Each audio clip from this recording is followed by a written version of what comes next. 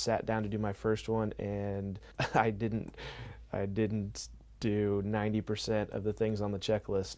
And when it got replayed for me and what I did do and didn't do, it was kind of embarrassing. But it was exciting at the same time because I could see as we started to go through just the feedback session, the areas that I missed made sense. And it wasn't like you were speaking a foreign language. It was, well, yeah, I should have done that. I don't know why I didn't. I should have done that. I don't know why I didn't.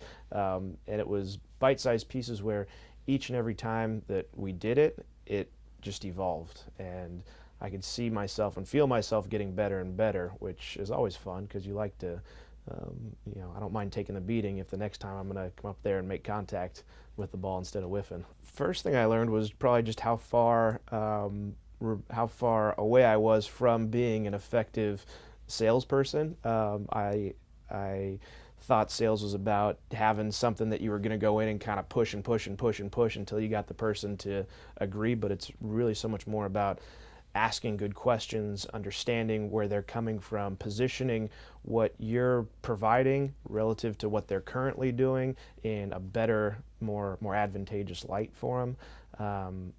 Understanding when they bring up certain questions, are they truly just curious, or are they positioning them as an objection that you need to handle your responses slightly differently depending on where they're sort of coming from, what their perspective is. Looking for and delivering the messages in the most compelling way, rolling video, getting them to sort of transplant themselves from the conversation you're having to this alternate reality where they can see the stories being played out in their mind. All that stuff gets packaged into the SWAG training. I think SWAG Match is different than most of the team development and training exercises because it really focuses on that group environment, but it's a very individual play each time.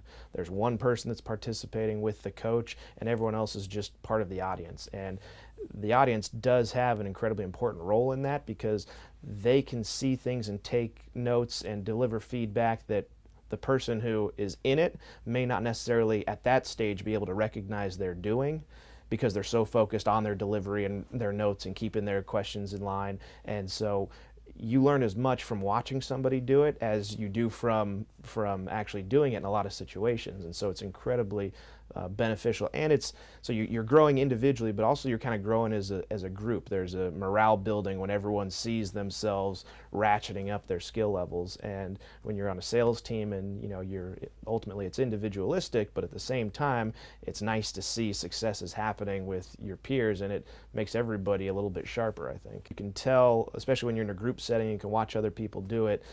The people that have gone home after a previous role play and practiced and rehearsed a little bit or tried a few variations of a story that they were trying to tell and come back the next time, their delivery is so much smoother, and it makes all the world a difference in it. So it's not something where just because you're going through a few different role plays that's the only time you should be thinking about it. And that's actually one of the things that I enjoyed in it, was the ability to come the next time with a slight change or tweak and see the response from the person leading it, the coach, and also the peers that are involved in it with me.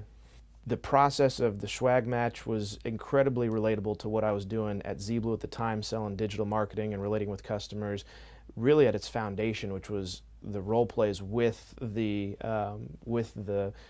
customer in the SWAG process, and then ultimately dealing with the customer in real life, because every role play is slightly different, and you have the opportunity to field objections of all different kinds and understand how to effectively communicate your messages based on the objections, what works, what doesn't, what is a true objection versus what's just a curious question, and you get all those things when you're meeting with clients in the real world. Some of them are coming from different backgrounds and different levels and different companies, and the role play is tremendously helpful just to feel comfortable in that environment of dealing with different types of people. The feedback process after you get done doing a session sometimes can be brutal. It's designed to showcase what you've done well, but also point out the areas where you've faltered. And I think for somebody that's truly trying to become more well-rounded and to sharpen their skill set, they'll take that with kind of gratitude. I know that it wasn't necessarily always fun to get beat up when I fumbled, but if I could do a diligent job understanding my flaws, then the next time I presented, it gave me an opportunity to say, okay, I'm not going to make these mistakes again.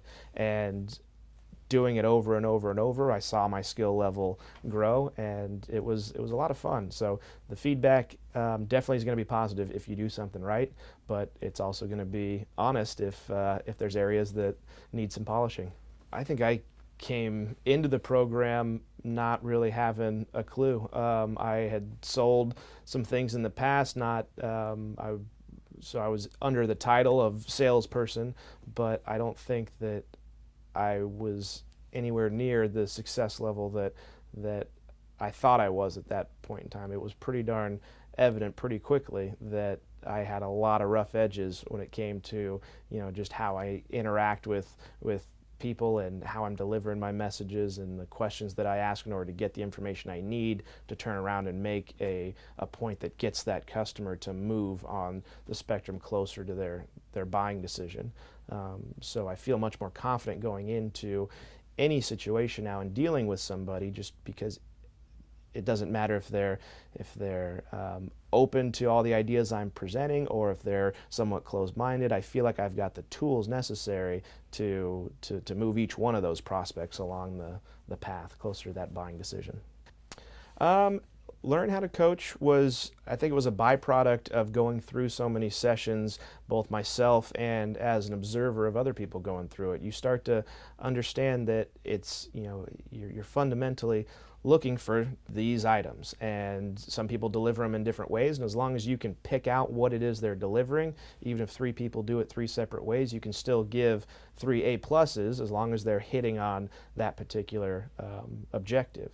And the people that are set out to do this, and this, if they don't accomplish it, then you just need to be able to give them constructive criticism that allows them to understand, to take it back with them, to practice and evolve their pitch and come back and hopefully check that box the next time.